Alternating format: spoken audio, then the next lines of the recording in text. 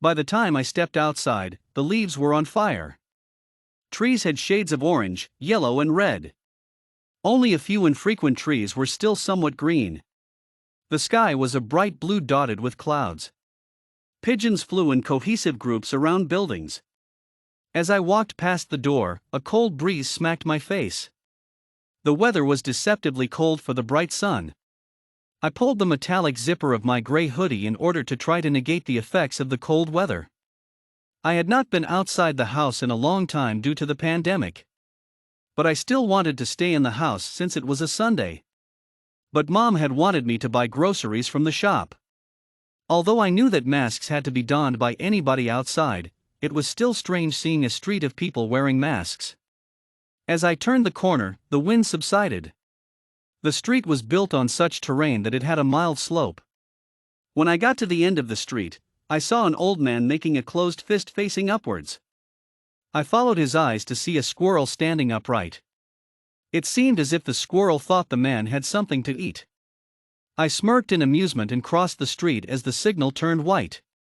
There was a park to the left, but it had been closed to combat the rising cases of COVID-19.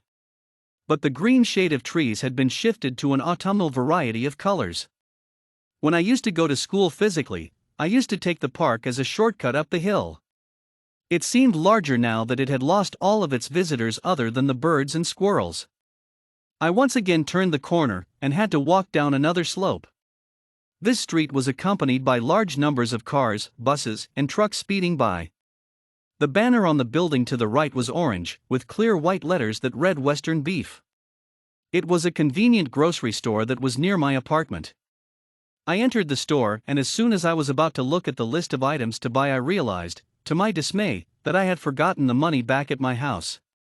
I lifted my shopping cart so that I could move faster. As I ran up the slope, my mask caused my glasses to fog up. As a result, I had to slow down to a walk. When the fog cleared, I started to run again. Eventually, I reached the lobby of my apartment. I entered the lobby using the revolving doors, but I refrained from touching the handle, as it was a commonly touched surface. The lobby was a huge room with 4 pillars surrounding the center. Between the pillars were 4 three-seater sofas with a coffee table in the center. To the right side was the reception with a doorman manning it. I walked through the lobby and turned left to a hallway that contained 3 elevators. I pressed the button and waited for the elevator. But the elevator never came. I decided to climb up the stairs. The black door that led to the staircase opened without protest as I pushed it.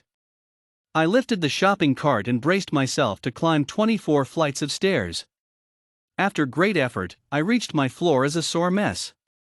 I walked down the sufficiently lit hallway, my footsteps muffled by the carpet. I reached into my pocket and pulled a key ring that contained 2 keys for the locks. I opened the door and removed my shoes. I walked hastily to the living room and found a $20 bill under a paperweight on the coffee table. Snatching the money, I put on my shoes and exited the apartment. When I got on the elevator, I pulled my phone out of my pocket. As I glanced at the time, I remembered that Western Beef closes at 5 p.m. on weekends. I had left the house at 4 p.m. It had taken me 12 minutes to get to the store. Then it had taken me 37 minutes to get back to my house again. Then it had taken me a few minutes to get the money from the house. The time now was 4:51 p.m. As I walked out of the building, wind once again came in contact with me. But this time it was much stronger. I had to run just to turn the corner. I lifted the cart and ran, but as I reached the end of the street, I was met with an obstacle. The traffic light had just changed color to stop pedestrians from passing and let cars through. I forced myself to look at the time, 4:55 p.m. After a minute, I was allowed to pass the street. But when I reached Western Beef, I was met with a locked door. Since I did not want to tell my mother that I did not get the groceries, I tried to figure out the nearest grocery store. When I was about to look at Google Maps, I realized that I still had my Metro card with me. Before online classes, the trains had been my primary mode of transportation to school, and as a result, I was given a Metro card. The Metro card had entitled me to free transport on trains and buses as a student. Even as classes were not physical anymore, the card was still valid till January 31, 2021. Using this to my advantage, I opened my phone and looked at the nearest grocery store that was easily accessible through a bus or a train. After a fair amount of research, I chose a Trader Joe's store on the 72nd Street. The shop was very close to a bus stop and was just about a mile away from my current location. I hurried to the nearest bus stop I could find. The bus arrived at my stop and I boarded it. It was about 40 feet long and was covered in white paint with the MTA logo. The front left of the bus contained a booth where the driver was seated. The bus also contained two doors, one for entering and the other for exiting.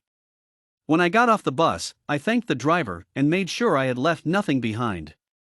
The street was filled with people going along their own business. Once again, as far as the eye could see, everybody was wearing the mask.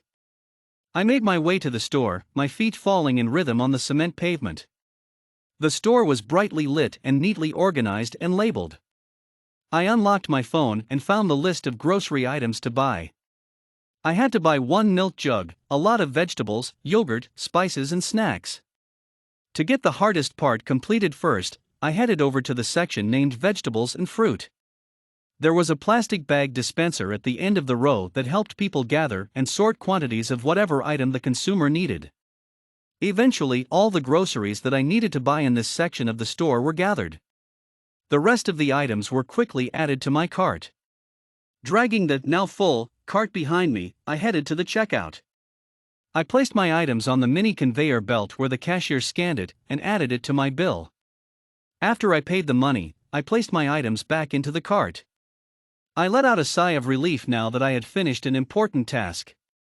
Well, now that this is done, I can finally go relax at home, I stated in excitement.